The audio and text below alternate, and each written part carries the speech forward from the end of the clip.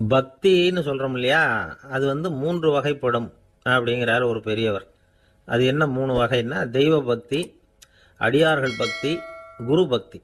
அடியார் பக்தியை விட, தெய்வ பக்தியை விட குரு பக்தி தான் ரொம்பவும் சிறந்ததுங்கிறார் அவர். தெய்வத்துக்கிட்ட செஞ்ச பாவம் குருநாதர்கிட்ட தீர்ந்துருமா, குருநாதர்கிட்ட செஞ்ச பாவம் தெய்வத்துக்கிட்ட போனாலும் தீராதான். இப்படி பெரியவங்களாம் சொல்லி வச்சிருக்கிறாங்க. ஒரு காடு, அங்கே அயோத தௌமியர் அப்படின்னு ஒரு தபோதனர். அவர் பல மாணவர்களை ஒன்றா சேர்த்து ஒரு குருகுலம் நடத்திக்கிட்டு இருக்கிறார். பல தரப்பட்டவங்க, பல திறப்பட்டவங்க மாணவர்கள் அதில் சேர்ந்து படிச்சுக்கிட்டு இருக்கிறாங்க. பாஞ்சால ராஜகுமாரன் ஒருத்தனும் அந்த குருகுலத்தில் சேர்ந்து படிச்சுக்கிட்டு இருக்கிறான். அவன் பேர் ஆருணி. பெரிய இடத்து புள்ள, இருந்தாலும் படுப்பில் ரொம்ப கெட்டிக்காரனாக இருந்தான்.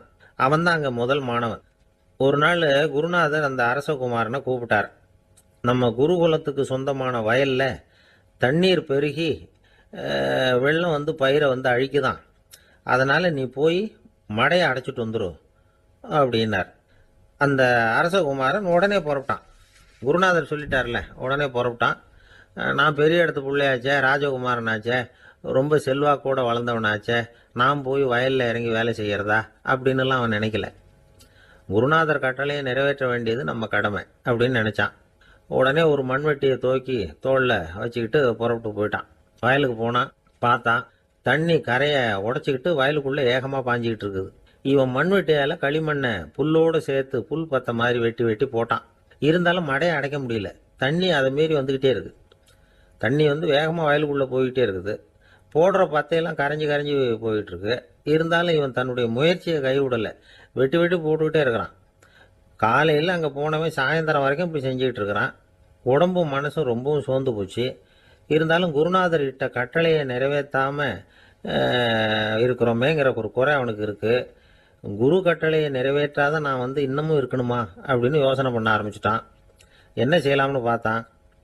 நம்ம குருநாதர் இட்ட பணிக்காக இந்த உடம்பையே தியாகம் பண்ணலாம் அப்படின்னு முடிவு பண்ணான். தண்ணி பாயுதில் அதுக்கு குறுக்க விழுந்து அப்படியே மடையை அடைச்சிக்கிட்டு அப்படியே படுத்துட்டான். இது மற்றவங்களுக்கு தெரியாது. அன்னைக்கு ராத்திரி ஒரு விளக்கு முன்னாடி உட்காந்து குருநாதர் பிள்ளைங்களுக்கு பாடம் சொல்லி கொடுத்துக்கிட்டு இருக்கிறார். வரிசையில் இருக்கக்கூடிய ராஜகுமாரனை காணலை. நம்ம ஆருணி எங்கே போனா அப்படின்னு சொல்லி மற்ற மாணவர்களை விசாரித்தார். இப்போ அவங்க சொன்னாங்க, சுவாமி, அவன் காலையில் வயலுக்கு வந்து மடையை அடைக்கிறதுக்காக போனான், நீங்கள் தான் போக சொன்னீங்க, இன்னும் திரும்பி வரல அப்படின்னு அவர் பையன். குருநாதர் உடனே ஒரு தீவெட்டி எடுத்துக்கிட்டு மாணவர்களை அழைச்சிக்கிட்டு வயலுக்கு போனார். அங்கே போய் பார்த்தா ஆளை காணும். ஆருணி ஆருணின்னு சொல்லி சத்தம் போட்டு கூப்பிட்டு பார்க்குறார். நான் இங்கே இருக்கேன் குருநாதா அப்படின்னு காலுக்கு அடியிலேருந்து ஒரு சத்தம் வருது. குனிஞ்சு பார்த்தா அவன் மடையில் படுத்துருக்கிறான். என்னப்பா இதுன்னார். காலையிலேருந்து இந்த மடையை அடைச்சி பார்த்தேன் சுவாமி, முடியல, அதனால் இப்படி குறுக்க படுத்துட்டேன். என்னை தாண்டறதுக்கு பயந்து போய் தண்ணியே தேங்கி நின்றுட்டுது அப்படின்னா. அவனுடைய குரு பக்தியையும் அவனை தாண்டறதுக்கு அஞ்சு நிற்கிற தண்ணி தேக்கத்தையும் பார்த்துட்டு எல்லாரும் ரொம்ப ஆச்சரியப்பட்டு போயிட்டாங்களாம். ஆருணி எழுந்திரிச்சு வா அப்படின்னு கூப்பிட்டாரான் குருநாதர். அவன் தண்ணீரை பொழந்துக்கிட்டு எழுந்திரிச்சு வந்தானான். அதனால் அவனுக்கு வந்து உத்தாலகன் அப்படின்னு ஒரு பேர். உத்தாலகன்னா தண்ணீரை பிளந்தவன் அர்த்தம். அந்த உத்தாலகன் மாதிரி இந்த காலத்து மாணவர்களுக்கும் குரு பக்தி வேணும் அப்படின்னு சொன்னோம் ஒரு பள்ளிக்கூடத்தில். உடனே நிறைய மாணவர்கள் எழுந்திரிச்சு நின்னாங்க. சார், நீங்கள் எங்களை வந்து இன்னமும் சரியாக புரிஞ்சுக்கலன்னு நினைக்கிறோம். அன்னைக்காவது ஒருத்தன் அப்படி இருந்தான், இன்னைக்கு ஏகப்பட்ட உத்தாலகர்கள் இருக்கிறோம். எங்கள் வாத்தியார் கட்டளை இட்டா இப்போவே அது மாதிரி வயலுக்கு போய் மடையில் குறுக்கப்படுத்துக்கிறதுக்கு இந்த வகுப்பில் உள்ள அத்தனை பேரும் தயாராக இருக்கிறோம் அப்படின்னாங்க. அப்படியா அப்படின்னு சொல்லி கேட்டோம் ரொம்ப சந்தோஷமாக. ஒருத்தன் ரொம்ப அடக்கமாக எழுந்திரிச்சான். அப்புறம் சொன்னான், ஆமாம் சார், வகுப்பில் வந்து இவர் நடத்துகிற பாடத்தை கேட்டுக்கிட்டு இருக்கிறத விட பேசாமல் போய் மடையில் படுத்துடுறது ஒன்றும் கஷ்டமான காரியமாக இருக்காது, அதனால தான் எல்லாரும் அங்கே போகிறேன்னு சொல்கிறோம் அப்படிங்கிறான். ஒரு ஊரில் ஒரு ராஜா இருந்தார். அந்த ராஜாவுக்கு ஒரு மந்திரி. ராஜா ரொம்ப நியாயமானவர், நேர்மையானவர், கண்டிப்பானவர். தப்பு செய்கிறது யாராக இருந்தாலும் தண்டனை கொடுப்பார். வேண்டியவங்களுக்கு ஒரு நியாயம், வேண்டாதவங்களுக்கு ஒரு நியாயங்கிறதெல்லாம் அவர்கிட்ட கிடையாது. ஒரு சமயம் அரசவையில் அந்த அமைச்சரே வந்து விதிமுறைகளுக்கு புறம்பா ஏதோ நடந்துகிட்டு இருக்கார். மன்னருக்கு கோபம் வந்துட்டுது. உடனே அந்த அமைச்சரை கிட்டத்தில் கூப்பிட்டு அவர் கன்னத்தில் ஓங்கி ஒரு அறை கொடுத்துட்டாராம். உடனே அந்த அமைச்சர் என்ன பண்ணார் தெரியுமா, நேராக போனார். அங்கே நின்றுகிட்டு இருந்த இன்னொருத்தர் கன்னத்தில் ஓங்கி அரைஞ்சார். அரை வாங்கினவர் திகைச்சு போயிட்டார். இவர் ஏன் நம்மளை வந்து அரைகிறார் அப்படின்னு யோசனை பண்ணார். மன்னரும் திகைச்சு போயிட்டார். நாம இவரை அரைஞ்சா அதுக்காக இவர் போய் இன்னொருத்தரை அரையணுமா அப்படின்னு யோசனை பண்ணார் அவர். இவருக்கு என்ன பைத்தியமானு கூட நினைக்க ஆரம்பிச்சுட்டார். ஆனால் என்ன ஆச்சுன்னா, அப்புறம் அமைச்சர் அவர் கவனிச்சுக்கிட்டு இருந்தாரா, அவர் இன்னொருத்தர் அரைஞ்சார் இல்லையா, அந்த அறை வாங்கின ஆசாமியை பார்த்து கத்திக்கிட்டு இருந்தார் யார் அமைச்சர். ஏன்பா என்கிட்ட அறையை வாங்கிட்டு இப்படி விவரம் இல்லாமல் நின்றுட்டு இருக்கிறியே, நான் உனக்கு கொடுத்ததை நீ வேற யாருக்கிட்டையாவது கொடுத்துரு அப்படின்னார். உடனே அந்த ஆள் பார்த்தான், தனக்கு அடுத்தபடியாக நின்றுட்டு இருந்தவனை ஓங்கி ஒரு அறை அரைஞ்சான். அவன் கண்ணத்தை தடவிட்டே யோசனை பண்ணான். இது ஏதோ புரிஞ்சுக்கிட்ட மாதிரி அடுத்தாப்புல நின்றுட்டு இருந்தவனை அரைஞ்சான். இப்படி இந்த அறை வந்து மாறி மாறி போய்கிட்டே இருக்குது. ஊரு பூரா பிரயாணம் பண்ண ஆரம்பிச்சுட்டுது. அன்னைக்கு ராத்திரி அந்த ராஜா படுக்கிறதுக்காக போனார். அந்த நேரம் பார்த்து அவர் கன்னத்தில் பலார்னு ஒரு அறை விழுந்தது. நம்மளே அரையிறது யாரு அப்படின்னு அதிர்ச்சியோட மன்னர் திரும்பி பார்க்கறாரு. அரைஞ்சது அவரோட மனைவி. என்னாச்சு உனக்குன்னு கத்துனார் ராஜா. உங்களுக்கு தெரியாதா, ஊர் பூரா ஒருத்தர் மாற்றி ஒருத்தர் மூலமா இந்த அறை வந்து பிரயாணம் பண்ணிட்டு வருது அப்படின்னாங்க அந்த அம்மா. அப்படின்னா ஆரம்பிச்ச இடத்துக்கே வந்துட்டுதா அப்படின்னாராம் மன்னர். என்ன சொல்றீங்கன்னு கேட்டிருக்காங்க. இவர் விவரத்தை சொன்னாராம். அப்படின்னா நீங்க ஆரம்பிச்சு வச்ச இந்த விளையாட்டை நான் முடிச்சு வச்சுட்டேன் அப்படின்னாங்களாம் அந்த அம்மா. மறுநாள் காலை மறுபடியும் அரசவை கூடிச்சு அந்த அமைச்சர் மன்னரை பார்த்து கேட்டார், என்ன மகாராஜா, என்கிட்ட கொடுத்ததை திருப்பி வாங்கிட்டீங்களா அப்படின்னாராம்.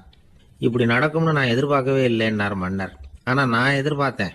அது எங்கே போயிட போகுது, ஊர் பூரா சுற்றி கடைசியில் உங்ககிட்ட தான் வந்து சேரும் அப்படிங்கிறது எனக்கு தெரியும் அப்படின்னார் அமைச்சர். இந்த கதை வந்து வேடிக்கையாக இருந்தால் கூட இதில் உள்ள கருத்து முக்கியமானது. இந்த உலகத்தில் பல கருத்துக்கள் இப்படி தான் மாறி மாறி சுற்றி வந்துக்கிட்டே இருக்குது. நம்மால் ஒருத்தன் தன்னுடைய நண்பன் ஒருத்தனை கடத்தெருவில் பார்த்தான். உடனே ஓடி போய் பலார்னு ஒரு அறை கொடுத்தானான். அவன் கண்ணத்தை தடவிட்டு ஏன்டா என்ன அரைஞ்சேன்னு கேட்டிருக்கான். நீ ஏன்டா என்ன முட்டாள்னு என் மனைவிட்ட போய் சொன்னேன் அப்படின்ட்டுருக்கான் அவன். உன்னை ஒரு முட்டாள்னு சொன்னதுக்காகவா நீ என்ன அரைஞ்ச அப்படின்னு கேட்டிருக்கான் இவன். டேய், நான் அதுக்காக அறையலப்பா, அது ஒரு பெரிய ரகசியம். நான் முட்டாளுங்கிறது அந்த ரகசியத்தை நீ வந்து ஏன் எங்கள் வீட்டில் போய் சொன்னேன், அதுக்காக தான் அரைஞ்சேன் அப்படின்னு நானா.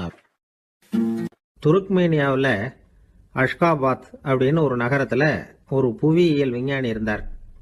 அவர் ஒரு நாய்க்குட்டி வளர்த்தார். ஒரு நாள் முன்னிரவு நேரம் ஒரு மேஜைக்கு முன்னாடி உட்காந்து அந்த விஞ்ஞானி ஏதோ கணக்கு போட்டுக்கிட்டு இருக்கிறார். அவருக்கு ஒரு சின்ன பெண் குழந்தை, அது தொட்டிலில் தூங்கிட்டு இருக்குது. அந்த நாய்க்குட்டியும் ஒரு மூலையில் படுத்து அது பாட்டுக்கு தூங்கிட்டு இருந்தது. ஒரே அமைதி. அந்த நேரத்தில் திடீர்னு அந்த நாய்க்குட்டி துள்ளி எழுந்திரிச்சது. நேராக குழந்தைகிட்ட ஓடிச்சு. அந்த குழந்தைய அது போட்டிருந்த ட்ரெஸ்ஸோடு சேர்த்து கவ்வி தூக்குச்சு. தூக்கிக்கிட்டு வாசல் பக்கம் ஓடிச்சு. நாய்க்குட்டி குழந்தைய கவ்வி தூக்க முடியுமாங்கிற சந்தேகம் உங்களுக்கு இல்லையா? நீங்கள் வந்து நம்ம ஊர் நாய்க்குட்டியவே பார்த்து பழக்கப்பட்டிருக்கீங்க, அதனால் நம்புறதுக்கு சிரமமாக இருக்கும். அந்த ஊர்ல எல்லாம் அது வந்து ரொம்ப ஸ்ட்ராங்காக இருக்கும், ஒரு ஏதோ கண்ணுக்குட்டி மாதிரி இருக்கும். விஞ்ஞானி அதை பார்த்துட்டார். உடனே அந்த நாய்க்கு வந்து வெறி பிடிச்சிட்டுதுன்னு முடிவு பண்ணிட்டு தன்னோட கை துப்பாக்கி எடுத்துக்கிட்டு ஓடி வந்தார். அவர் வெளியில் வந்து நாய்க்குட்டி எங்கே அப்படின்னு பார்த்து தேடுறார். அந்த நேரத்தில் அந்த வீடு வந்து இடிஞ்சு விழுது. காரணம் பூமி அதிர்ச்சி. இப்படி பூமி அதிர்ச்சி உண்டாக போகுதுங்கிறது அந்த நாய்க்குட்டிக்கு முன்னாடியே தெரிஞ்சு போச்சு. அதுதான் குழந்தைய தூக்கிட்டு வெளியில் ஓடி வந்திருக்குது. அது மூலமாக அந்த குடும்பத்தையே காப்பாற்றி இருக்குது அந்த நாய்க்குட்டி. இந்த சம்பவம் நடக்கிறதுக்கு 3 நாளைக்கு முன்னாடியே சில பிராணிகளுக்கு இப்படி நடக்க போகுதுங்கிறது தெரிஞ்சிருக்குதான். ஆமாம், அந்த நகரத்தில் 3 நாளைக்கு முன்னாடியே பாம்பு, பல்லி இதெல்லாம் அது தங்கியிருந்த வலையை விட்டு வெளியில் ஓடி வந்துட்டுது. அதே மாதிரி அங்கே இருந்த புறாவெல்லாம் பறந்து போயிடுச்சான்.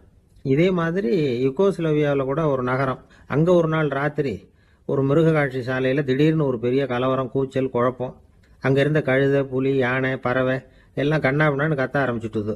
நீர் யானை அதுக்குன்னு போட்டிருந்த தடுப்பையே தாண்டி குதிச்சு வெளியில் வந்துட்டு தான். மறுநாள் தான் எல்லாருக்கும் விஷயம் புரிஞ்சுது. அடுத்த நாள் காலையில் அங்கே பூமி அதிர்ச்சி உண்டாயிட்டுது. இப்போ பாருங்க, அதாவது மனுஷனை போய் தீர்க்க தரிசி அது இதுன்னு சொல்லிட்டு இருக்கிறோம். இவனை விட அது பரவாயில்லைன்னு தோணுது. அதாவது மிருகங்கள் ஒன்று நடக்க போகுதுங்கிறத முன்னாடியே புரிஞ்சுக்குதே. சரி, இதெல்லாம் எப்படி அது முன்கூட்டி புரிஞ்சுக்குது? அதுதான் படைப்பு ரகசியம். அதை கண்டுபிடிக்கிறதுக்கு தான் மனுஷன் வந்து ஆராய்ச்சி பண்ணிட்டு இருக்கிறான். விஞ்ஞானிகளோட ஆராய்ச்சியெல்லாம் ஒரு பக்கம் இருக்கட்டும், வீட்டுக்குள்ளேயே சில ஆராய்ச்சி பண்ணி பாருங்களேன். இப்போ சில யோசனை சொல்லி அதை சோதனை பண்ணி பாருங்க அப்படின்னு ஒருத்தர் சொன்னாராம். அதாவது இப்போ மழை வருமா வராதா அப்படின்னு தெரிஞ்சுக்கணுமா, உடனே ஒரு பூனைக்குட்டி பின்னாடியே மெதுவாக போய் அது என்ன செய்யுதுன்னு கவனித்து பார்க்கணும். பூனைக்குட்டி தன்னோட பாதத்தினால சுகத்தில் வந்து அப்படி கீறிக்கிட்டு இருக்கும். அப்படி கீறினா கண்டிப்பாக மழை வரும். சில சமயம் பூனைக்குட்டி அப்படியே மல்லாந்து படுத்துக்கிட்டு பாதத்தை உயர தூக்கும், அப்படியும் எப்படியும் புரளும். இப்படி செஞ்சதுன்னா அன்னைக்கும் மழை இருக்காது. அதனால முன்னாடி இருந்தது மழை வர்றதுக்கு அறிகுறி, இது மழை இல்லைங்கிறதுக்கு அறிகுறி. பறவைகள், பிராணிகள் இதுகளோட நடவடிக்கைகளை பார்த்துட்டு அதையெல்லாம் அடிப்படையாக வச்சு தான் காலநிலையை கண்டுபிடிக்கிற கருவிகளை கண்டுபிடிச்சிருக்கிறாங்க.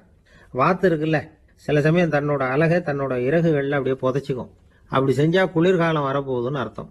பருவநிலை குளிரா மாறப்போகுதுங்கிறதுக்கு இதுதான் அறிகுறி. சிட்டுக்குருவி இருக்குதுல்ல, அதெல்லாம் புழுதியில் உழுந்து புரளும், சிறகுகளை படபடன்னு அடிச்சுக்கும். அப்படி செஞ்சா மழை வரப்போகுதுன்னு அர்த்தம்.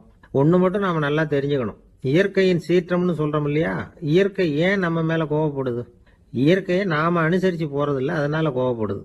காடுகளை அழிக்கப்படாது, விலங்குகளை கொல்லக்கூடாது, இயற்கை ஏற்படுத்தி வச்சிருக்கிற சமநிலையை கெடுக்கப்படாது. அதை புரிஞ்சுக்கிட்டு வாழ்ந்தோம்னா பூமியும் நடுங்காது, நாமளும் நடுங்க வேண்டிய அவசியம் இருக்காது. ஒருத்தர் இருந்தார், சாராய கடைக்கு போனாராம், நிறைய சாப்பிட்டார். அப்புறம் சொன்னார், இது ரொம்ப அற்புதமான சரக்கு போல இருக்கு, உள்ளே போன உடனே இந்த பூமியே நடுங்கிறது மாதிரி இருக்கு எனக்கு அப்படின்னாராம். இதுக்கு கடைக்காரர் சொல்லியிருக்கார், நீங்க சாப்பிட்டது வெறும் பச்சை தண்ணி தாங்க, இப்ப ஏற்பட்டிருக்கிறது நிஜம் பூமி அதிர்ச்சி அப்படின்னா. இன்பம் துன்பம் இது ரெண்டும் சேர்ந்தது தான் வாழ்க்கை. இது எல்லாரும் சொல்லிட்டு இருக்கிற ஒரு உண்மை. அது சரி, இது ரெண்டும் வர்றதுக்கு என்ன காரணம்? துறவி ஒருத்தர் யோசிச்சு பார்த்திருக்கார். இன்ப துன்பம் தோன்றுவதற்கு முக்கியமா 6 காரணங்கள் உண்டு அப்படிங்கிறார் அவர். அது என்னங்கிறத நாமளும் தெரிஞ்சு வச்சுக்குவோமே. இப்ப முதல் காரணம் சுயநலம். ஒரு தாயார் தன்னுடைய சுயநலம் கருதி தன்னுடைய மகன் இன்பமா இருக்கணும்னு ஆசைப்படுறாங்க. மகனும் அப்படியே ஆசைப்படுறான். அதனால தாயாரின் இன்ப துன்பங்களை பார்த்துட்டு மகனும் இன்ப துன்பம் அடையிறான். அந்த அம்மாவுக்கும் அதே நிலைமை தான். 2வது காரணம் உறவு. நான் துறவியான பிறகு கூட உறவுங்கிற காரணத்தினால தான் தாயாருடைய சுக துக்கங்களை கண்டு நானும் சுக துக்கம் அடைகிறேன். என் தாயாருடைய நிலைமையும் இதுதான் அப்படிங்கிறார் ஒரு துறவி. 3வது காரணம் என்னன்னா அறிமுகம். எனக்கு அறிமுகமான ஒருத்தரை ரயில் நிலையத்தில் சந்திக்கிறேன். அவர் தன்னுடைய பணப்பையை எங்கேயோ தொலைச்சி விட்டு வருத்தப்பட்டு இருக்கிறார். நானும் வருத்தப்படுறேன். அந்த சமயத்தில் யாரோ ஒருத்தர் இதுதானே அவங்க பணப்பை அப்படின்னு சொல்லி கொண்டாந்து நீட்டுறார். பணப்பையை தொலைச்சவர் சந்தோஷப்படுறார், நானும் சந்தோஷப்படுறேன். இது அந்த துறவி சொல்ற அனுபவம். 4வது காரணம் என்னன்னா கருணை. எனக்கு முன்னே பின்ன தெரியாத ஒருத்தனை யாரோ ஒருத்தன் அடிச்சு காயப்படுத்தி போடுறான். கருணை காரணமா நான் அதுக்காக துக்கப்படுறேன். 5வது காரணம் எதையும் நம்புறது. ஒரு பசுமாட்டை ஒரு முரணை அடிச்சுட்டு இருக்கிறான் அப்படின்னு ஒருத்தர் நம்மகிட்ட சொல்றாருன்னு வைங்க, உடனே நான் துக்கப்படுறேன். இன்னொருத்தர் அந்த முரணனை போலீஸ்காரங்க பிடிச்சிட்டு போயிட்டாங்கன்னு சொல்லி சொல்றாரு, நான் உடனே சந்தோஷப்படுறேன். 3வதா ஒருத்தர் முதல் 2 பேரும் சொன்னது பொய்யுங்கிறார். அப்ப நான் இன்ப துன்பம் ரெண்டுமே இல்லாம நிம்மதியா இருக்கிறேன். இது ஒரு விதம். அடுத்தது 6வது காரணம் என்னன்னா தன்மயமாகுதல். ஒரு நாவல் படிச்சுக்கிட்டு இருக்கிறோம், அதுல வர்ற பாத்திரங்களோட நாம ஒன்றி போயிடுறோம். அதுல வர்ற பாத்திரங்கள் சிரிச்சுதுன்னா நாமளும் சிரிக்கிறோம், அது அழுதுன்னா நாமளும் அழறோம். அதெல்லாம் அந்த துறவி சொல்ற அனுபவ உண்மைகள். இன்ப துன்பம் இது ரெண்டும் தோன்றுவதற்கு சுயநலம், உறவு, அறிமுகம், கருணை, எதையும் நம்புறது, தன்மயமாகிறது, இது எல்லாம் தான் முக்கிய காரணம் அப்படின்னு அவர் சொல்றார். ஆக கூடி ஒட்டு மொத்தமா யோசனை பண்ணி பார்த்தா பிற பொருள்கள் மீது பற்றுதல் காரணமா தான் நாம இன்ப துன்பம் அடையிறோம் அப்படிங்கிறத புரிஞ்சுக்க முடியுது. மனுஷன் இன்ப துன்பம் அடையறதுக்கு 7வது காரணம் கூட ஒன்று உண்டு அப்படின்னு சொல்லிட்டே வந்தார் ஒருத்தர். அது என்ன அப்படின்னு கேட்டோம். அதுதான் சார் இந்த நீங்க சொல்லிட்டு வர்ற இன்று ஒரு தகவல்னார். எப்படி சொல்றீங்கன்னு கேட்டோம்.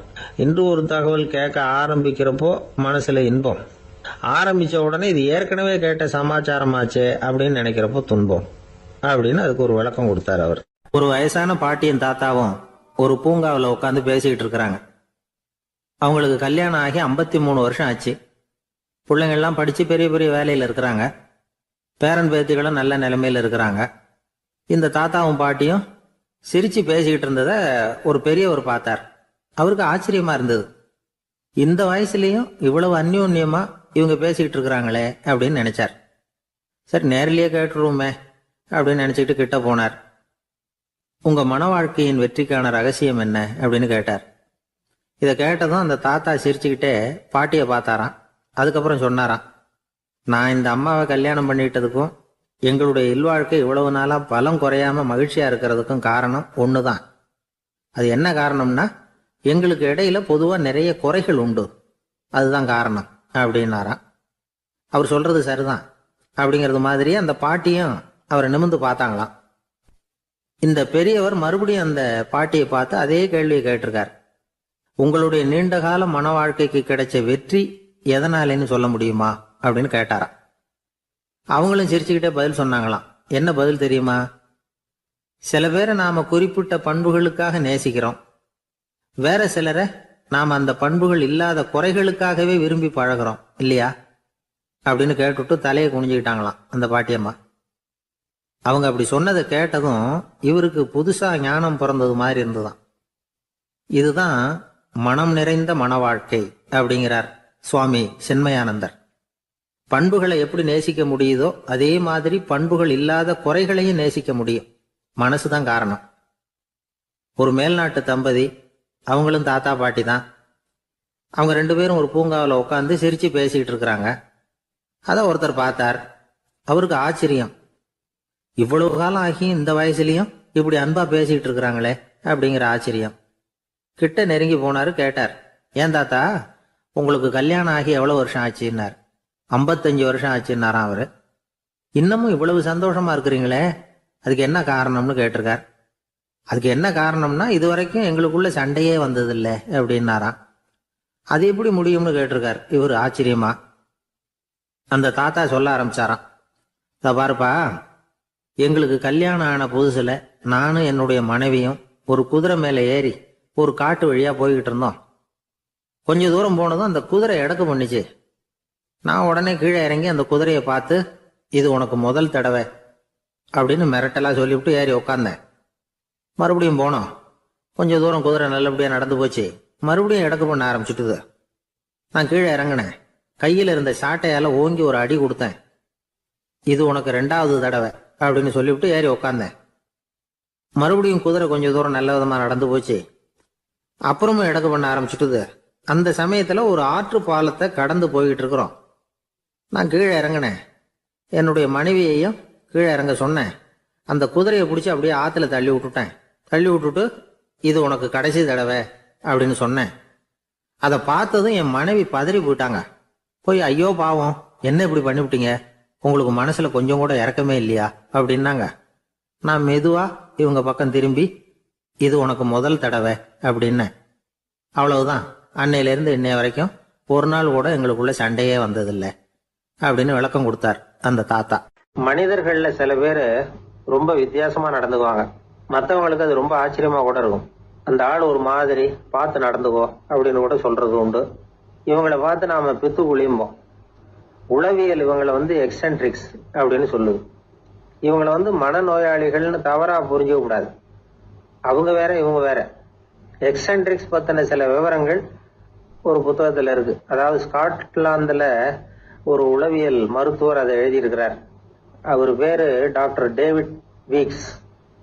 அவருக்கு ஒரு உதவியாளர் இருந்தாராம். அவர் பேரு கேட் வுட். இவங்க 2 பேரும் சேர்ந்து இங்கிலாந்து பூரா சுத்தி பார்த்துருக்காங்க. 3 வருஷம் சுத்தினாங்களாம். நான் சொன்னது மாதிரி ஒரு மாதிரியா இருக்கிற ஆசாமிகள் பல பேரை சந்திச்சு பேசி அவங்கள பத்தி ஆய்வுலாம் நடத்தி இருக்கிறாங்க.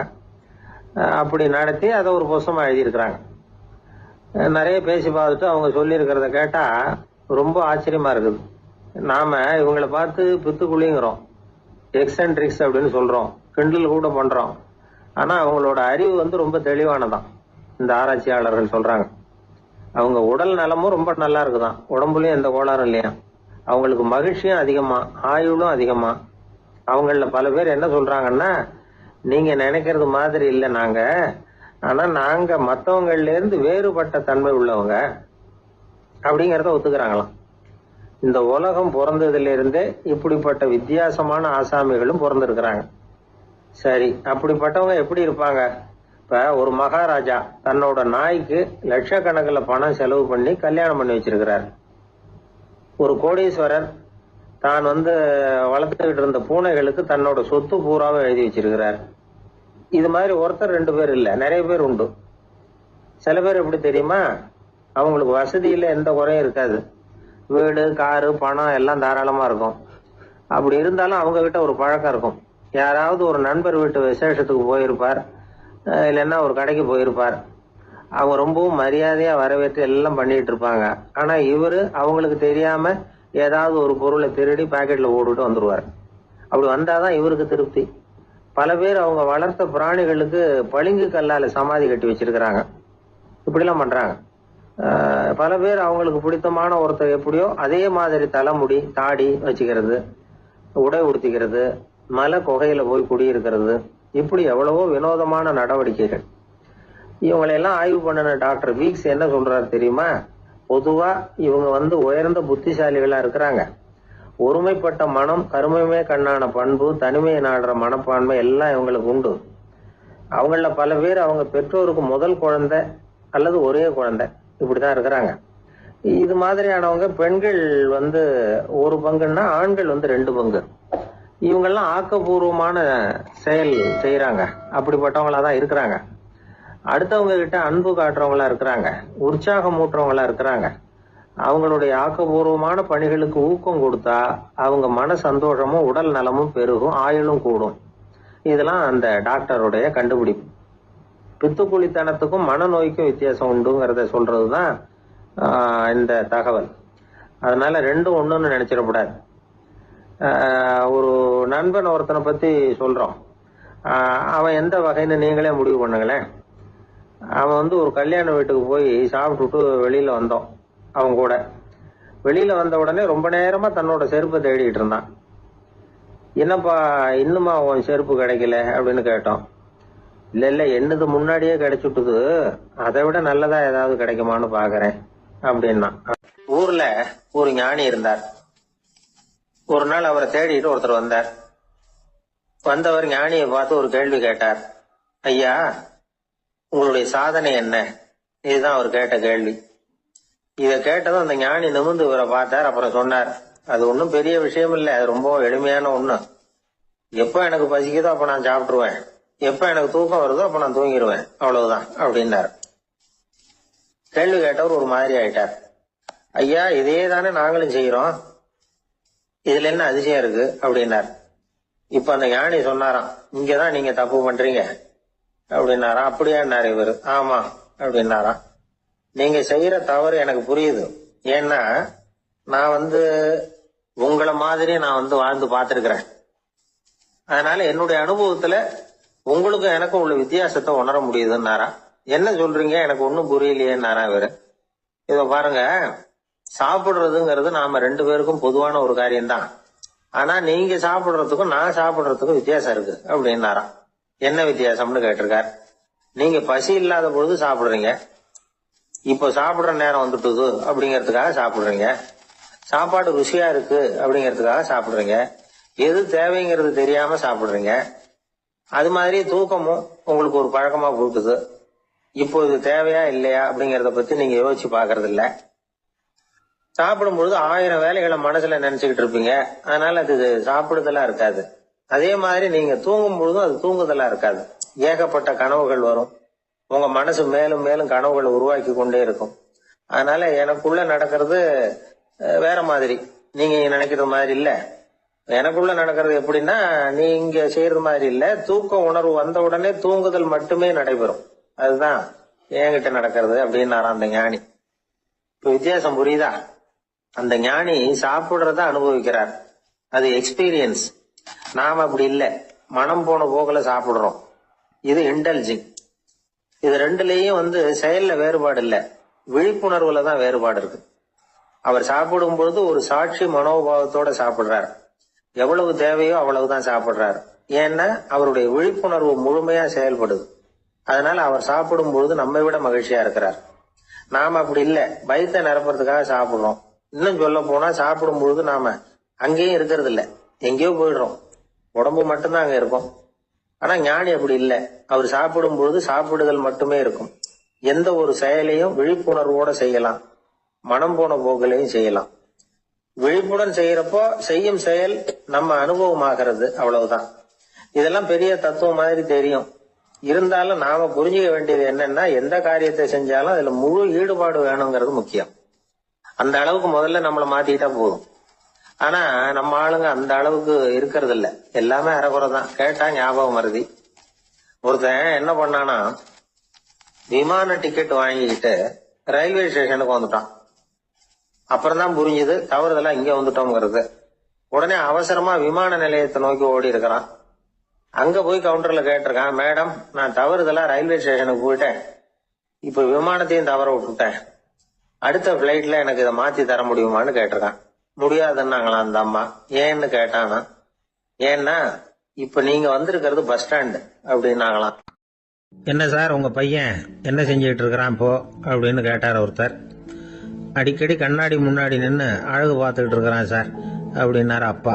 இளம் பருவம் இப்படிதான் இருக்கும், அதையெல்லாம் சாதாரணமா நினைச்சுடாதீங்க அப்படின்னாரு அவரு. என்ன சார் சொல்றீங்க, கண்ணாடி முன்னாடி நின்றுக்கிட்டு நேரத்தை வீணாக்கிக்கிட்டு இருக்கான், அதை ஒரு பெரிய விஷயமா நான் நினைக்கணுமா அப்படின்னாரு இவர். இளம் பருவத்துல இளைஞர்களுக்கும் சின்ன பொண்ணுங்களுக்கும் அடிக்கடி கண்ணாடியில பார்க்கணும்னு தோணும். அது வெறுமனே அழகு பார்க்கறது மட்டும் இல்ல, அவங்க தங்களையே தேடி கண்டுபிடிக்கிற ஒரு முயற்சி அது. இது ஒரு மனோதத்துவ விளைவு. இது வரைக்கும் சின்ன பிள்ளையா இருந்துட்டோம், இனிமே நாமளும் மற்றவங்க மாதிரி மனிதர்கள் தான் அப்படிங்கிற உணர்வு அவங்களுக்கு வருது.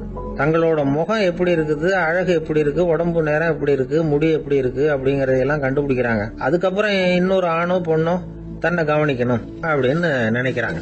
இதெல்லாம் மனோதத்துவ உண்மைகள், இதெல்லாம் இயற்கை. இதை பார்த்துட்டு பெத்தவங்க பிள்ளைங்க கெட்டு போட்டாங்க அப்படின்னு நினைக்கக்கூடாது, அவங்கள திட்டிகிட்டே இருக்கக்கூடாது. இன்னைக்கு பல குடும்பங்கள்ல இதுதான் நடந்துகிட்டு இருக்குது. மனுஷ வாழ்க்கையிலேயே இப்படியும் இல்லாத அப்படியும் இல்லாத ஒரு பருவம் இளம் பருவம். 13ல இருந்து 19 வயசுக்கு உட்பட்ட ஆண்கள் பெண்கள் இந்த வகையை சேர்ந்தவங்க, டீனேஜ் குரூப். இவங்கள சின்னவங்கன்னு நினைச்சிட முடியாது, பெரியவங்கன்னு நினைச்சிட முடியாது. இவங்க ரொம்ப சென்சிட்டிவ். சமூகம் நினைச்சா இவங்களை நல்லவங்களாவும் ஆக்கலாம், கெட்டவங்களாவும் ஆக்கலாம். கொஞ்சம் அக்கறை எடுத்துக்கிட்டா பெரிய பெரிய மேதைகளையும் விஞ்ஞானிகளையும் உருவாக்கலாம். ஆனா நடக்கிறது என்ன தெரியுமா, அநேகமா இவங்களை யாருமே சரியா புரிஞ்சுக்கிறது இல்ல, இவங்களை சரியா நடத்துறதும் இல்ல. இது வரைக்கும் நாம சொல்றதை கேட்டுக்கிட்டு இருந்தான், இப்பெல்லாம் அவன் இஷ்டத்துக்கு நடக்க ஆரம்பிச்சுட்டான் அப்படின்னு வருத்தப்படுற பெற்றோர்கள் அதிகம். இது வருத்தப்படுற விஷயம் இல்ல, சந்தோஷப்பட வேண்டிய விஷயம். உங்க புள்ள சொந்தமா யோசிக்க ஆரம்பிக்கிறதும் நடந்துக்க ஆரம்பிக்கிறதும் ஒரு தப்பான விஷயமா? அவன் கடைசி வரைக்கும் உங்க பேச்சையே கேட்டுக்கிட்டு இருக்கணுங்கிறது என்ன நியாயம்?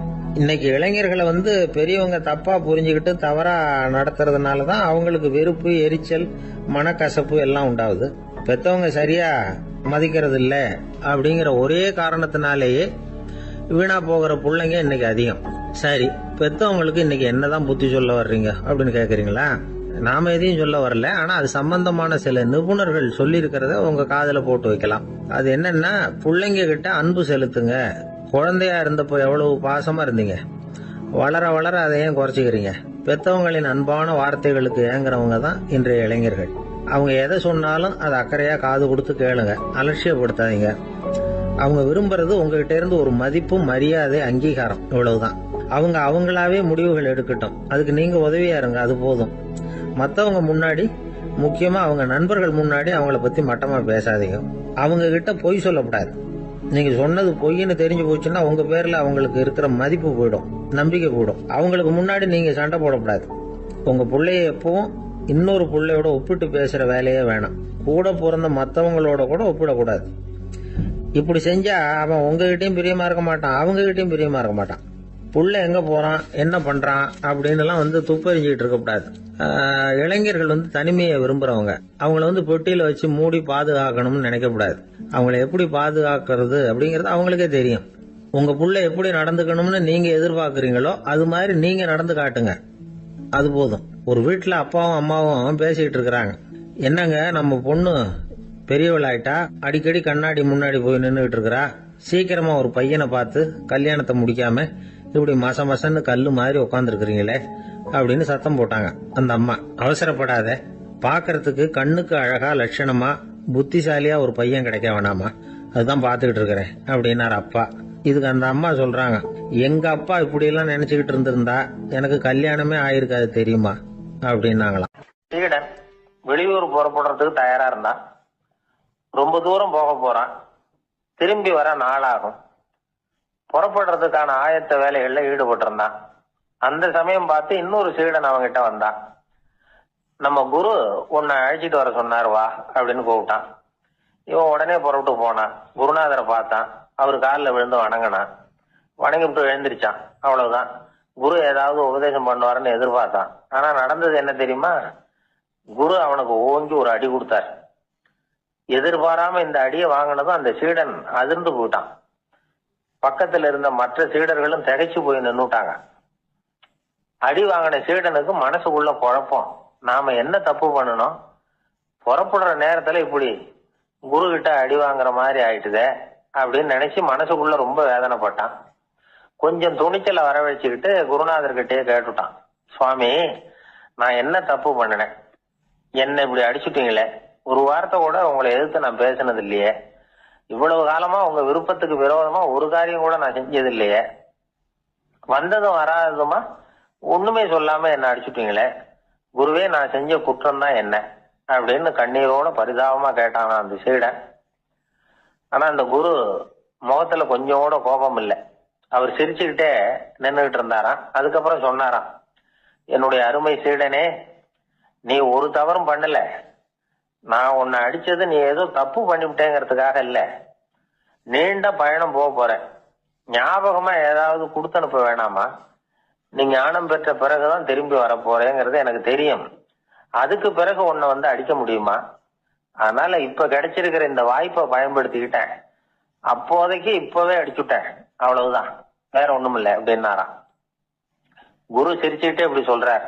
இருந்தாலும் இதுவும் ஒரு உபதேசம் தான். அதிர்ச்சிகளால வந்து விழிப்படைய வைக்கிறதும் ஒரு வழிதான். இது வந்து ஜென் வழி. பெரும்பாலும் அதிர்ச்சியின் மூலமாகவே ஞான தரிசனத்தை அருள்கிறவர்கள் தான் ஜென் குருமார்கள். நம்ம தியானம் தான் ஜென். இந்தியாவில இருந்து இது சீனாவுக்கு போய் கொஞ்சம் பேர் மாறி வளம் பெற்று ஜப்பான்ல ஜென் ஆகி வளர்ந்துருக்குது, அவ்வளவுதான். ஜென்கிறது தியானம். எதை நினைச்சும் தியானிக்கிறது இல்ல, எல்லாத்துலயும் தியானம் இருக்கிறதா சொல்லுது ஜென். பேசுறது, இருக்கிறது, நடக்கிறது, சாப்பிடுறது, சிரிக்கிறது, தூங்குறது, தொழில் செய்யறது அல்லது சும்மா இருக்கிறது எல்லாமே தியானம் தான். ஜென்கிறது ஒரு சுய தரிசனம், தன்னைத்தானே அடையாளம் கண்டுகொள்கிறது தான் அது. இல்லாத எதையும் தேடி கண்டுபிடிக்கிறது இல்ல. சென் மார்க்கத்தை பத்தி ஓஷோ என்ன சொல்றாரு தெரியுமா? காணாமல் போன தன்னுடைய மூக்கு கண்ணாடி தன்னுடைய மூக்கின் மேல் இருப்பதை கண்டுகொள்வது போன்றது சென் அப்படிங்கிறார். நம்மால் ஒருத்தர் இன்னொருத்தர் முகத்தை ரொம்ப நேரமா உத்து பார்த்துக்கிட்டு இருந்தார். என்ன பாக்குறீங்கன்னாரு அவரு. நீங்க போட்டிருக்கீங்களே மூக்கு கண்ணாடி, அதை தான் பாக்குறேன்னாரு இவரு. நீங்க அப்படி பாக்குறதுக்கு விசேஷ காரணம் ஏதாவது உண்டான்னு கேட்டார் இவர். உண்டுன்னார். என்னன்னு கேட்டார். நேத்திக்கு காணாம போன என்னோட மூக்கு கண்ணாடி அது அப்படின்னாராம் இவர். ஒரு ஊர்ல ஒரு ராஜா இருந்தார். அவர் ஒரு பூனை வளர்த்தார். ரொம்ப செல்லமா அவர் அந்த பூனையை வளர்த்தார். அவர் என்ன பண்ணுவார் தெரியுமா? இரவு நேரத்துல அந்த பூனையோட தலையில ஒரு விளக்க வச்சிருவார். அந்த பூனை ரொம்ப ஜாக்கிரதையா அந்த விளக்கு கீழே விழுந்துடாம பாத்துக்கும். தலையை ஆட்டாம ரொம்ப நிதானமா ராஜா பின்னாடி நடந்து போய்கிட்டே இருக்கும். அந்த விளக்கு வெளிச்சத்துல எல்லா வேலைகளையும் செஞ்சிருவார். கையில ஒரு விளக்க தனியா எடுத்துட்டு போக வேண்டிய அவசியமே இல்லை. விளக்க தூக்கிட்டு போற வேலையை அந்த பூனை பார்த்துக்கும். அதனால ராஜாவுக்கு அந்த பூனை மேல ரொம்ப பிரியம். மந்திரிகளை எல்லாம் கூப்பிட்டு அவங்க கிட்ட சொல்லுவார், பாத்தீங்களா இந்த பூனை எவ்வளவு விசுவாசமா நடக்குது, என் பேர்ல எவ்வளவு மரியாதை பாத்தீங்களா அதுக்கு அப்படிம்பார். இதை கேட்டுட்டு அங்கிருந்த அமைச்சர்கள் ஒருத்தர் சொன்னார், மன்னா நீங்க சொல்றது சரிதான், இருந்தாலும் இந்த பூனையோட விசுவாசத்தை நாம கொஞ்சம் சோதிச்சு பார்க்க வேண்டியிருக்கு அப்படின்னாராம். சரி, உங்க ஆசையை ஏன் கெடுக்கணும், நல்லா சோதிச்சு பாருங்க அப்படின்னு சொல்லிவிட்டார் ராஜா. உடனே அந்த அமைச்சர் என்ன பண்ணார் தெரியுமா? எங்கேயோ புறப்பட்டு போனார். ஒரு 5-6 எலிகளை பிடிச்சிட்டு வந்தார்.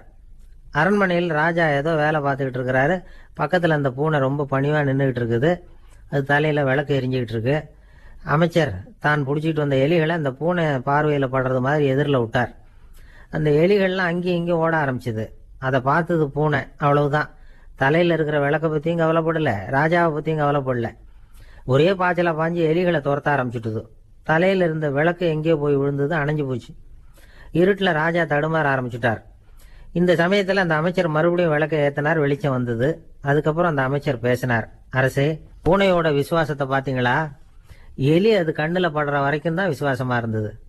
அது மாதிரி எலியை பார்த்ததும் எல்லாத்தையும் விட்டுட்டு அதை துரத்த ஆரம்பிச்சுட்டு பாத்தீங்களா? தான் அந்த பூனையை பத்தி நினைச்சது தப்புங்கிறது அதுக்கப்புறம் தான் அந்த ராஜாவுக்கு புரிஞ்சுதான். சரி, இப்ப எதுக்கு இந்த கதையெல்லாம் அப்படிங்கிறீங்களா? இந்த பூனை மாதிரி தான் நம்ம மனசும். மனசை எவ்வளவுதான் பயிற்சி கொடுத்து பக்குவமா வச்சிருந்தாலும் பார்க்கறதுக்கு பரமசாது மாதிரி தான் இருக்கும். பார்க்க வேண்டியதை பார்த்துட்டுதுன்னா பாஞ்சிரும். இந்த பூனை மாதிரி புலன் இன்ப பொருள்கள் கிட்டாத வரைக்கும் மனம் அடங்கி இருக்கிறது மாதிரி தான் தெரியும். கொஞ்சம் வாய்ப்பு கிடைச்சாலும் அது குதிக்க ஆரம்பிச்சிரும், தப்பு பண்ண ஆரம்பிச்சிரும். பெரிய பெரிய முனிவர்கள் வாழ்க்கையில நடந்த வீழ்ச்சி இதை தான் நிரூபிக்குது.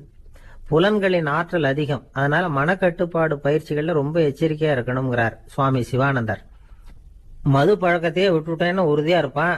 கடை கண்ணுல பட்டுட்டுதுன்னா கால் அவனை கேட்காமலே இழுத்துக்கிட்டு உள்ள போயிடும். இதுதான் மனசுங்கிறது. அதுதான் அந்த ராஜா வளர்த்த பூனை. நம்மால் ஒருத்தன் அந்த ராஜா பூனை தலையில விளக்க வச்சது மாதிரி இவன் தன்னுடைய தலையிலேயே ஒரு விளக்க ஏற்றி வச்சுக்கிட்டு என்னத்தையோ தேட ஆரம்பிச்சான். தேடிட்டு இருக்கிறான். தலையை ஆட்டாம நிதானமா நடந்து ரொம்ப நேரமா தேடிட்டு இருக்கிறான். அந்த சமயம் அங்க வந்த ஒருத்தர் என்னத்தை தேடுறீங்கன்னு கேட்டார். அதுதான் மறந்து போச்சு அப்படின்னு இழுத்தான். சரி, கொஞ்சம் இப்படி உட்காருங்க, ஞாபகம் வந்ததும் தேட ஆரம்பிக்கலாம் அப்படின்னாரு அவரு. இவன் கொஞ்ச நேரம் உட்காந்து யோசிச்சான். அப்புறம் திடீர்னு எழுந்திரிச்சான். ஞாபகம் வந்துட்டுதுன்னா. என்னன்னு கேட்டார். எங்க வீட்டில் இருந்த விளக்க எங்க வச்சேன்னு தெரியல, அதை தான் தேடிட்டு இருக்கிறேன், ஏற்றி வைக்கலாம்னு பார்க்குறேன் அப்படின்னா. ஒரு ராஜா இருந்தார். நாடு பூராவும் நிறைய மரங்களை நட்டு வளர்க்கணுங்கிறது அவரோட ஆசை.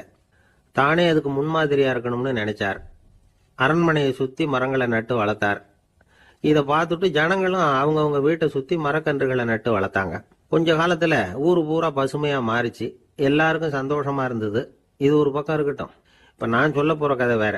அதாவது அந்த ராஜா ஒரு நாள் தன்னுடைய அரண்மனையை சுற்றி இருக்கிற விதவிதமான மரங்களை எல்லாம் போய் பார்த்தார். எப்படி இருக்கிறீங்க அப்படின்னு ஒவ்வொரு மரத்துக்கிட்டையும் விசாரிச்சாராம்.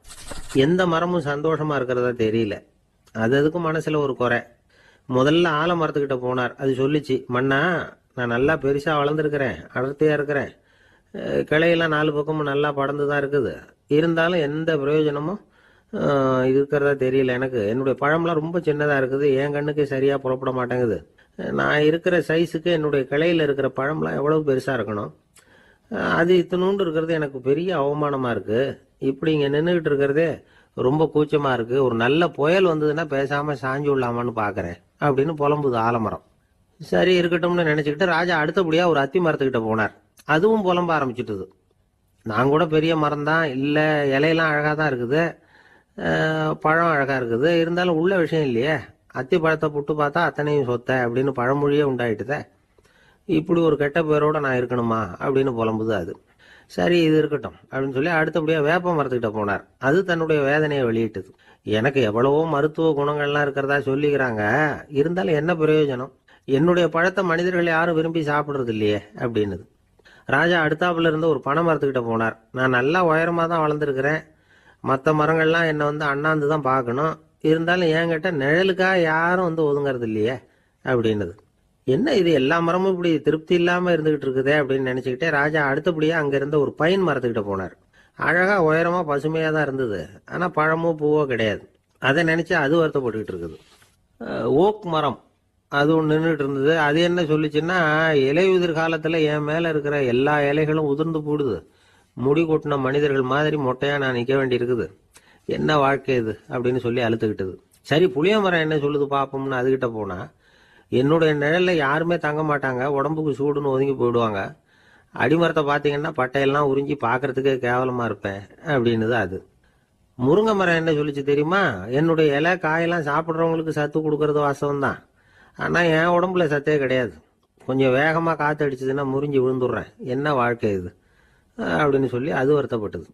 ராஜா யோசனை பண்ணார். என்ன இது, மரங்கள் வந்து பூமியின் வரங்கள்னு சொல்றோம், மழை பெய்யறதுக்கு அதுதான் காரணம், பூமி செழிப்பா இருக்கிறதுக்கும் அதுதான் காரணம், வீடு கட்டுறதுக்கு மரம், நாற்காலி செய்ய உபயோகப்படுத்துறதுக்கும் அதுதான் உபயோகப்படுது, மனுஷனுக்கு வேண்டிய ஆகாரங்களையும் கொடுக்குது, இப்படிலாம் இருந்தும் எல்லா மரமும் நிம்மதி இல்லாம இருந்துகிட்டு இருக்குதே அப்படின்னு நினைச்சார். அப்போ அங்க இருந்த ஒரு மகிழ மரம் அவர் கண்ணுல பட்டுது. அந்த மரம் மட்டும் கொஞ்சம் நிம்மதியா மகிழ்ச்சியா இருக்கிறது மாதிரி தெரிஞ்சுது. உடனே ராஜா அதுகிட்ட போனார். உனக்கு மனசுல எதுவும் குறை இல்லையான்னு கேட்டார். இல்ல, நான் சந்தோஷமா தான் இருக்கேன்னு அந்த மகிழ மரம். அப்படியான்னு ஆச்சரியமா கேட்டார் ராஜா. ஆமா மன்னா, இந்த இடத்துல நீங்க ஒரு முருங்கை மரத்தையோ வேப்ப மரத்தையோ கூட நட்டிருக்கலாம், ஆனா இந்த இடத்துல நடுறதுக்கு என்ன தேர்ந்தெடுத்திருக்கிறீங்க, அதுவே எனக்கு பெருமை, அதுவே எனக்கு திருப்தி அப்படின்னு தான் மகிழ மரம்.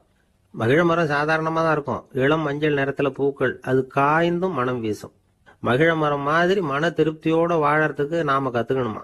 நாம இந்த உலகத்துல ஒரு நாயாவோ நரியாவோ கூட பிறந்திருக்கலாம், மனுஷனா பிறந்திருக்கிறோம், அதுவே பெருமை தானே. இந்த நிறைவு தான் மகிழ்ச்சியின் ரகசியம். ஒரு பையன் அப்பா கிட்ட போய், அப்பா, நீங்க இந்த உலகத்துல ஒரு மனுஷனா பிறந்தது என்னோட அதிர்ஷ்டம் நானா. ஏண்டா அப்படி சொல்றேன்னு இருக்கார் அப்பா. நீங்க ஒரு கரடியா பிறந்திருந்தா இந்நேரம் நானும் ஒரு கரடி குட்டியா தானே இருந்திருப்பேன் அப்படின்னு நானா பையன். இந்த உலகத்துல நாம நல்லபடியா இருக்கணும்னா அதுக்கு முக்கியமா தேவைப்படுறது 2. ஒன்னு செல்வம், இன்னொன்னு அறிவு. சரி, இது 2ல சிறந்தது எது அப்படின்னு ஒரு கேள்வி கேட்டா என்ன பதில் சொல்றது? இதே கேள்விய ஹஸ்ரத் அலி அவர்கள்கிட்ட கேட்டாங்களாம். அவர் ஒரு பெரிய அறிஞர். கேள்வி கேட்டவங்களும் சாதாரண ஆட்கள் இல்லை, இவங்களும் அறிஞர்கள். ஒரு நாள் ஹஸ்ரத் அலி அவர்கள்கிட்ட 10 அறிஞர்கள் வந்தாங்களாம். ஐயா, நாங்கள் 10 பேரும் உங்ககிட்ட ஒரே கேள்வியை தான் கேட்க வந்திருக்கிறோம். ஆனால் எங்கள் 10 பேருக்கும் நீங்கள் தனித்தனியாக பதில் சொல்ல முடியுமா அப்படின்னு கேட்டிருக்காங்க. அதாவது அவங்க ஒரே கேள்விக்கு இவர்கிட்ட இருந்து 10 விதமான பதில் எதிர்பார்க்குறாங்க. சரி கேளுங்க, என்ன கேள்வி அப்படின்னார் அவர். அப்போதான் அவங்க கேட்டாங்களாம், செல்வம் அறிவு இது ரெண்டுல சிறந்தது எது? இதுதான் கேள்வி. ஹஸ்ரத் அலி என்ன பண்ணார் தெரியுமா? அவங்கள ஒவ்வொருத்தராக கூப்பிட்டார். ஒவ்வொரு விதமான பதிலை சொல்லி அனுப்புனார். முதல்ல ஒருத்தரை கூப்பிட்டார், சொன்னார், அறிவுங்கிறது தீர்க்கதரிசிகள், ஞானிகள், மகான்கள் இவங்களோட பரம்பரை சொத்து. ஆனால் செல்வம்ங்கிறது கொடுங்கோலரின் ஆயுதம். அதனால் அறிவு தான் சிறந்தது அப்படின்னார். ரெண்டாவது ஆளை கூப்பிட்டார். உங்ககிட்ட செல்வம் இருந்தால் நீங்கள் தான் அதை காப்பாற்றணும். ஆனால் அறிவு உங்களை எப்பவும் காப்பாற்றும். ஆகவே அறிவு தான் சிறந்தது அப்படின்னார். மூணாவது ஆளை கூப்பிட்டார். செல்வந்தனுக்கு எப்போதும் விரோதிகள் அதிகம், ஆனால் அறிஞனுக்கு நண்பர்கள் அதிகம். அதனால் அறிவு தான் சிறந்ததுன்னார். அடுத்தவரை கூப்பிட்டார். செல்வம் அடுத்தவங்களுக்கு கொடுக்க கொடுக்க குறையும், ஆனால் கல்விங்கிறது அதிகரிச்சுக்கிட்டே வரும், கொடுக்கறதுனால குறையாது. அதனால் அறிவு தான் சிறந்ததுன்னார். இன்னொருத்தரை கூப்பிட்டார். அறிவுள்ளவன் எப்பவும் அதை அடுத்தவங்களுக்கு வாரி வழங்கிக்கிட்டே இருப்பான். அதனால் அவங்ககிட்ட தாராளத்தன்மை இருக்கும்.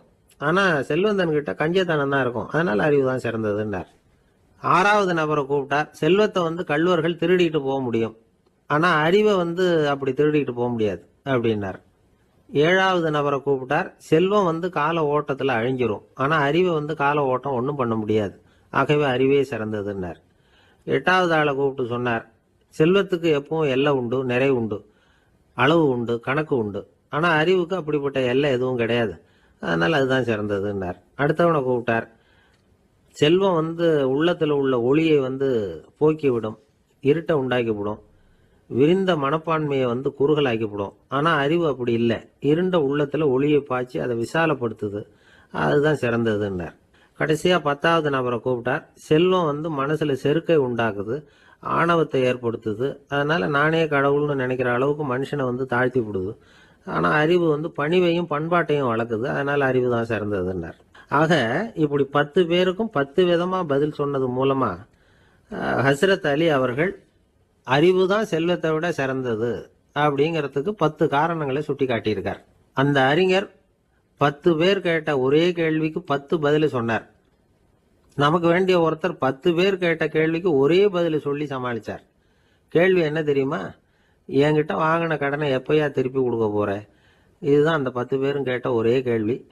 இந்த மாதம் 26ஆம் தேதி தந்துடுறேன் அப்படிங்கிற ஒரே பதில் சொல்லி அவ்வளவு பேரையும் இவர் அனுப்பி வச்சுட்டாராம்.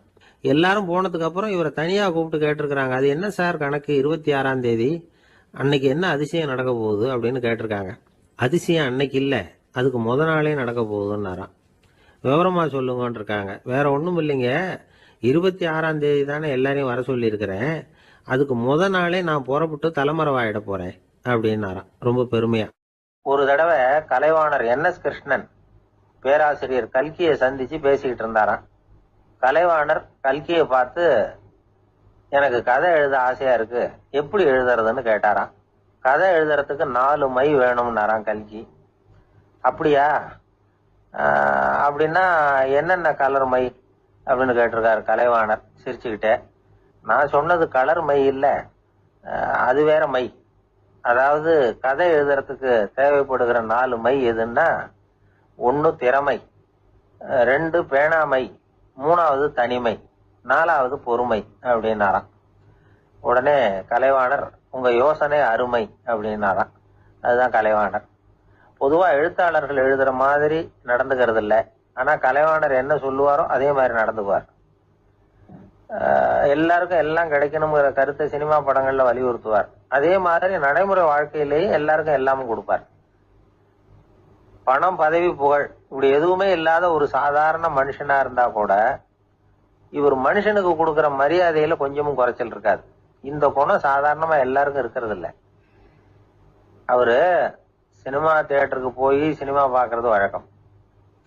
அவரு வந்திருக்கிறாருங்கிறது தெரிஞ்சா போதும், வெளியில பிச்சைக்காரங்க கூடிடுவாங்க. இது அவருக்கு தெரியும். வெளியில நம்மளை நம்பி ஒரு கூட்டம் காத்துக்கிட்டு இருக்குமேன்னு நினைப்பார். உடனே ஒரு 100 ரூபா நோட்டை கொடுத்து சில்லறையா மாத்திட்டு வர சொல்லுவார். படம் முடிஞ்சு வெளியில வர்றப்போ சில்லறையோட வருவார். எல்லாருக்கிட்டையும் கொடுத்துருவார். ஏன்னா எல்லாரும் தேடிட்டு வருவாங்க அவரை. என்ன எல்லாரும் சௌக்கியமா இருக்கிறீங்களா அப்படின்னு பிரியமா விசாரிப்பார். ஏதோ ரொம்ப நெருங்கின சொந்தக்காரங்களை விசாரிக்கிறது மாதிரி விசாரிப்பாரு. தன்கிட்ட இருக்கிற சில்லறையை எல்லாருக்கும் சமமா பிரிச்சு கொடுத்துட்டு தான் அங்கிருந்து புறப்படுவார். ஒரு நாள் அது மாதிரி புறப்படுற சமயத்துல ஒரு சின்ன பையனுக்கு சில்லறை எதுவும் கிடைக்கல கொடுக்கறதுக்கு. இது கலைவாணருக்கு தெரியாது. கார்ல ஏறி புறப்பட்டு போயிட்டார். அந்த பையன் காரை பிடிச்சிக்கிட்டு பின்னாடியே ஓடிச்சாந்துருக்கிறான். ஐயா, நீங்களே இல்லைன்னு சொன்னா நான் என்ன பண்றது? இன்னைக்கு பட்னி தான், அம்மாவுக்கு வேற உடம்பு சரியில்லை அப்படின்னு கத்திக்கிட்டே ஓடியாந்தானா. கலைவாணர் கவனிச்சுட்டார். உடனே காரை நிறுத்த சொன்னார். இறங்கினார். அந்த சின்ன பையனை கட்டி பிடிச்சிக்கிட்டு என்ன மன்னிச்சுக்கப்பா, நான் கவனிக்காம வந்துட்டேன் அப்படின்னு சொல்லி அழ ஆரம்பிச்சுட்டாராம். இன்னொரு தடவை இதே மாதிரி ஒரு தியேட்டர்ல இருந்து வெளியில வந்திருக்கிறார். ஒரு ஆள் அவர்கிட்ட வந்து நின்றுருக்கார். அவர் கொடுக்கறதுக்கு இவர்கிட்ட பணம் இல்லை. பணம் இல்லையாப்பா அப்படின்னாராம். உங்ககிட்டயே இல்லையா அப்படின்னாராம் அவரு. கலைவாணருக்கு மனசு ரொம்ப சங்கடமா போச்சு. உடனே புறப்பட்டு வீட்டுக்கு போனார். அங்க இங்க தேடி பார்த்து அங்க இருந்த கொஞ்சம் நெஞ்ச சில்லறையை எடுத்தார். காரு டிரைவரை கூப்பிட்டார். தியேட்டர் வாசல்ல நின்றுகிட்டு இருந்த ஆசாமியோட அங்க அடையாளங்களை சொன்னார். காரை எடுத்துட்டு போய் அந்த ஆளை கண்டுபிடிச்சு இந்த காசை கொடுத்துட்டு வா அப்படின்னு அனுப்பி வச்சாராம். பிச்சை போடுறதுக்காக காரை அனுப்புனதாக வேற யாரை பத்தியாவது நீங்க கேள்விப்பட்டிருக்கிறீங்களா? அவர் ஒரு வித்தியாசமான மனிதர், வித்தியாசமான கலைஞர். கலைவாணரோட சகோதரர் கல்யாணம் நடந்தது. அதுல தியாகராஜ பாகவதர் கச்சேரி முடிஞ்ச உடனே அதுல சம்பந்தப்பட்ட கலைஞர்களுக்கெல்லாம் கலைவாணர் பரிசுகள் கொடுக்கிறார். அந்த கச்சேரியில கடம் வாசிச்சவருக்கு மட்டும் மத்த எல்லாருக்கும் கொடுத்ததை விட பெருசா ஒரு வெள்ளி கோப்பையை பரிசா கொடுத்தாராம். மற்றவங்களுக்கு எல்லாம் சின்னதா கொடுத்துட்டு கட வித்துவானுக்கு மட்டும் பெருசா பரிசு கொடுக்குறீங்களே ஏன்னு கேட்டிருக்கிறாங்க. அதுக்கு கலைவாணர் விளக்கம் கொடுத்தாராம். இப்பெல்லாம் ரயில்ல கூட்டம் அதிகங்கிறது உங்களுக்கு எல்லாருக்கும் தெரியும்.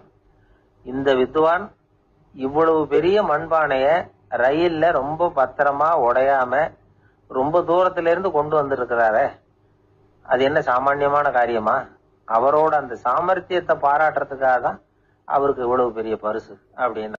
கடற்கரை ஓரமா ஒரு பெரியவர் கையால மணலை கீறிக்கிட்டே உட்காந்துருக்கிறார். என்னத்தையும் தேடிட்டு இருக்கிறது மாதிரி தெரிஞ்சது. மெதுவா கிட்டத்துல போய் என்னத்தை தேடிட்டு இருக்கிறீங்க அப்படின்னு கேட்டோம். அவரு சாவகாசமா நிமிந்து பார்த்து நிம்மதியை தேடிட்டு இருக்கிறேன்னார். நாங்க ஒரு மாதிரி ஆயிட்டோம். இருந்தாலும் சமாளிச்சுக்கிட்டு, சார், மணல்ல கிழிஞ்சல் தான் கிடைக்கும், நிம்மதி கிடைக்காது அப்படின்னோம். சரி, இன்னைக்கு வசமா நம்ம கிட்ட ஒரு ஆள் மாட்டிக்கிட்டார் அப்படின்னு நினைச்சு அவர் பக்கமா போய் உட்காந்துக்கிட்டு கதை சொல்ல ஆரம்பிச்சிட்டோம். ஒரு பெரிய மன்னர் இருந்தார். அவருக்கு எல்லா வசதியும் இருந்தது. இருந்தாலும் ஒரே ஒரு குறை. அது என்னன்னா நிம்மதி இல்லைங்கிற குறை.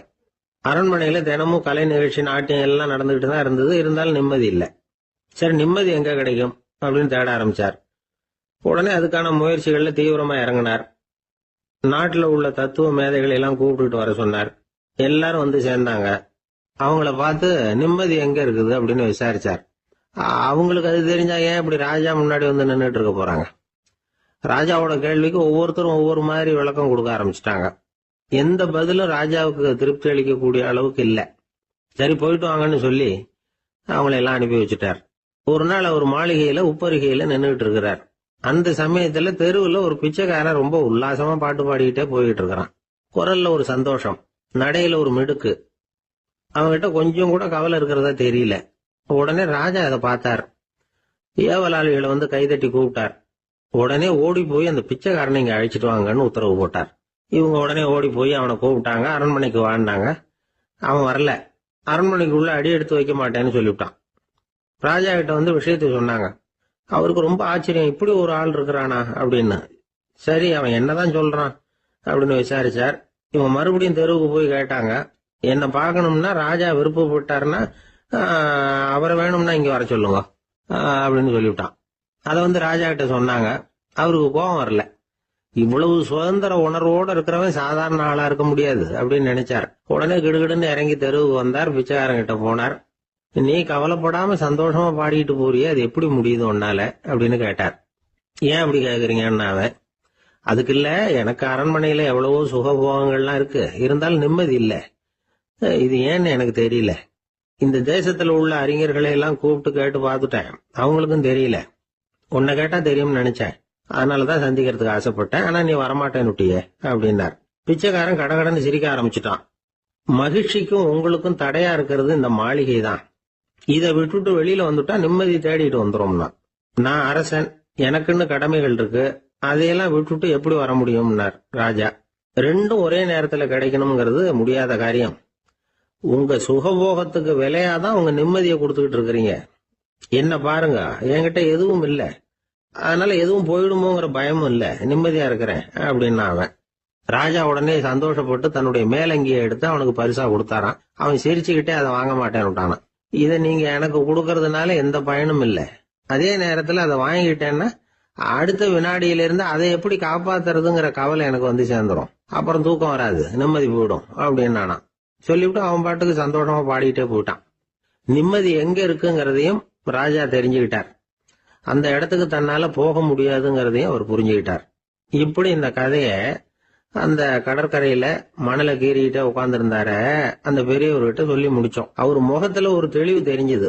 எங்களை நிமிர்ந்து பார்த்தார். ரொம்ப நன்றிங்க, இப்ப எனக்கு தெரிஞ்சு போச்சு, நிம்மதி வேணும்னா அதுக்கு என்ன பண்ணணும்னு இப்ப நல்லா புரிஞ்சுக்கிட்டேன் அப்படின்னார். என்ன புரிஞ்சுக்கிட்டீங்கன்னு கேட்டோம். இனிமே இந்த பக்கம் வந்தா உங்க கண்ணுல படாத இடமா பார்த்து உட்காரணும்னு புரிஞ்சுக்கிட்டேன் அப்படின்னார். ஆரம்ப காலத்துல ஒரு குரு, அப்போ ஒரு சீடன் இருந்தான். அது வேடிக்கையான குரு, வேடிக்கையான சீடன். ஒரு ஆசிரமம். ஒரு நாள் ஒருத்தன் அவசரமா அந்த குருவை தேடி வந்திருக்கிறான். என்ன விஷயம்னு விசாரிச்சார் குரு. உங்க சீடர் என்ன அடிச்சுட்டார் அப்படின்னு புகார் பண்ணானா அந்த ஆள். குரு சீடனை கூப்பிட்டார். அடிச்சியா இந்த ஆளை அப்படின்னு கேட்டாராம். ஆமான் இருக்கான் சீடன். ஏன் அடிச்சே அப்படின்னு கேட்டாராம். இந்த ஆள் உங்களை பத்தி மட்டமா பேசிவிட்டான், என்னால அதை தாங்கிக்க முடியல, அதனாலதான் அடிச்சுட்டேன் இருக்கான். அப்படி என்ன பேசினா அப்படின்னு கேட்டாராம். உன்னுடைய குருநாதர் இப்பெல்லாம் அர்த்தமில்லாம பேச ஆரம்பிச்சுட்டார் அப்படின்னு சொல்லிவிட்டான், அதனாலதான் அடிச்சுட்டேன் அப்படின்னானா. அதுக்காக அடிச்சே அப்படின்னாராம். நான் அதுக்காக அடிக்கல குருவே, இப்பெல்லாம் நீங்க அர்த்தம் இல்லாம பேசுறதாக அவன் சொல்றான், அப்படின்னா இதுவரைக்கும் நீங்க அர்த்தத்தோட பேசினதாகத்தானே அர்த்தம், அது தப்பு தானே, அதனாலதான் அடிச்சேன் அப்படின்னானா. ஒரு பெரியவர் உட்கார்ந்து இருக்கிறார். அவரை சுத்தி அவருடைய தோழர்கள் உட்கார்ந்து இருக்கிறாங்க. ஏதோ ஒரு முக்கியமான செய்தியை அவர் அவங்களுக்கு சொல்லிட்டு இருக்கிறார். அவங்களும் ஆர்வமா கேட்டுக்கிட்டு இருக்கிறாங்க. இந்த சமயத்துல யாரோ ஒரு ஆள் வேகமா அங்க வர்றார். வர்ற வேகத்திலேயே எனக்கு ஏதாவது உதவி செய்யுங்க அப்படின்னு கேட்டுக்கிட்டே வர்றார். கேட்கறது உதவி, ஆனா குரல் மிரட்டுறது மாதிரி இருக்கு, அதட்டி கேட்கறது மாதிரி இருக்கு. இத கேட்டது அந்த பெரியவர் ஆத்திரப்படல, ஆனா அவரை சுத்தி இருந்தவங்க ஆத்திரப்பட்டாங்க. இத பெரியவர் கவனிச்சார். கொஞ்சம் அமைதியா இருங்கன்னார். வந்தவரை கூப்பிட்டார். அவருக்கு சில பொருள்களை கொடுத்தார். என்னங்க இப்ப உங்களுக்கு மகிழ்ச்சி தானே அப்படின்னார். அப்படின்னு அலட்சியமா அவர் சொல்றார். நான் உங்களை நல்ல முறையில நடத்தினா அப்படின்னு கேட்கிறாரு அவர் மறுபடியும். அதெல்லாம் ஒண்ணும் இல்ல அப்படின்னு சொல்லி அவரு சொல்லிட்டு இருக்கிறாரு. குரல்ல கடுமை குறையில. சுத்தி இருந்தவங்களால இதை பொறுத்துக்க முடியல. கோபத்தோட அவரை நோக்கி நெருங்க ஆரம்பிச்சாங்க. பெரியவர் அவங்களை எல்லாம் தடுத்து நிறுத்தினார். வந்தவரை வாங்க என்னோட அப்படின்னு சொல்லி அழைச்சிட்டு போனார். வீட்டுக்கு போனார். அங்க போனதும் இன்னும் சில பொருள்களை எடுத்து அவர்கிட்ட கொடுத்தார். இப்ப திருப்தி தானே, நான் உங்ககிட்ட நல்ல முறையில நடந்துகிட்டேனா அப்படின்னார். அவர் முகம் இப்பதான் கொஞ்சம் மலர்ந்தது. ரொம்ப நன்றி, இறைவன் உங்க குடும்பத்துக்கு எல்லா நன்மைகளையும் செய்வான் அப்படின்னு சொன்னார். இதே வார்த்தைகளை என்னுடைய தோழர்கள் கிட்டே சொல்லிட்டீங்கன்னா அவங்க கோபம் தணிஞ்சிரும், வர முடியுமான்னார். கண்டிப்பா வர்றேன் அப்படின்னாரு. மறுநாள் காலையில அந்த இடத்துக்கு வந்தார். அதே மாதிரி சொல்லிவிட்டு அவர் போயிட்டார். தோழர்கள்லாம் ரொம்ப வியப்போட பெரியவரை பார்த்தாங்க. அந்த பெரியவர் தான் நபிகள் நாயகம். அவர் சொன்னார், ஒருத்தன் ரொம்ப ஆசையா ஒரு ஒட்டகத்தை வளர்த்துட்டு வந்தான். ஒரு நாள் அந்த ஒட்டகம் கயத்தை அறுத்துக்கிட்டு ஓடி போயிட்டுது. அக்கம் பக்கத்தில் இருக்கிறவங்க எல்லாம் அந்த ஒட்டகத்தை பிடிக்கிறதுக்கு முயற்சி பண்ணாங்க. அதை துரத்திட்டு ஓடினாங்க. ஒட்டகம் தாறுமாறா ஓட ஆரம்பிச்சது. இந்த சமயத்துல ஒட்டகத்தை வளர்த்தவன் அங்க ஓடி வந்தான்.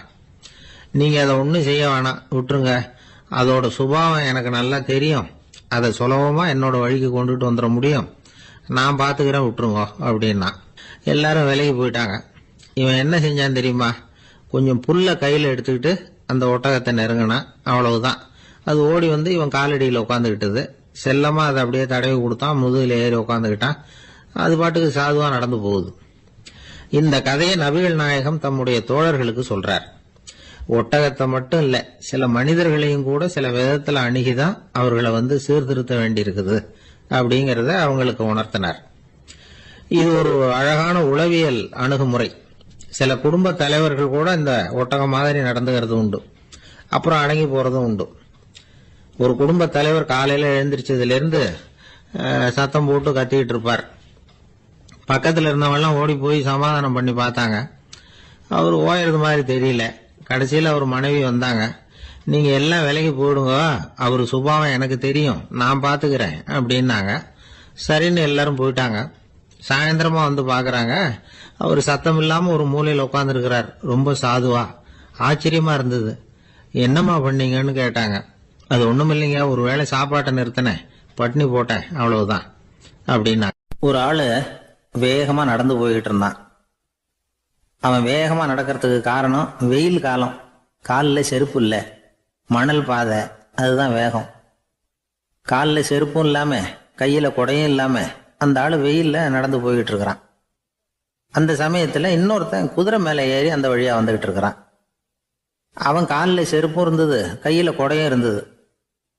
நடந்து போய்கிட்டு இருந்தவன் அந்த குதிரை ஆசாமியை பார்த்து கேட்டான், ஐயா, நீங்களும் குதிரை மேல உட்காந்துக்கிட்டு போய்கிட்டு இருக்கிறீங்க, அப்படி இருக்கிறப்போ உங்களுக்கு அந்த செருப்பு என்னத்துக்கு? அதை எனக்கு கொடுத்து உதவலாமே அப்படின்னா. குதிரை மேல உட்காந்துருந்தவன் யோசனை பண்ணி பார்த்தான். இவன் சொல்றது நியாயம்தானே அப்படின்னு சொல்லி தன்னுடைய செருப்பை கழட்டி அந்த வழிபோக்கனுக்கு கொடுத்துட்டான். ரொம்ப நல்லதுங்க அப்படின்னு சொல்லி இவன் அதை வாங்கி காலில் மாட்டிக்கிட்டான்.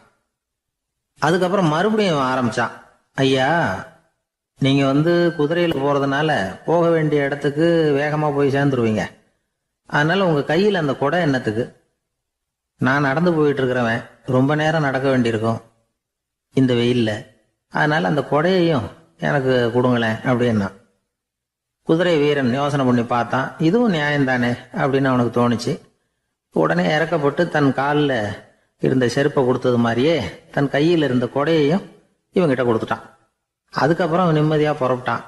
இப்ப மறுபடியும் கை தட்டி அவனை நிறுத்தினான். கீழே நின்றுட்டு இருந்தவன், என்னப்பா, ஏன் என்ன நிறுத்தின?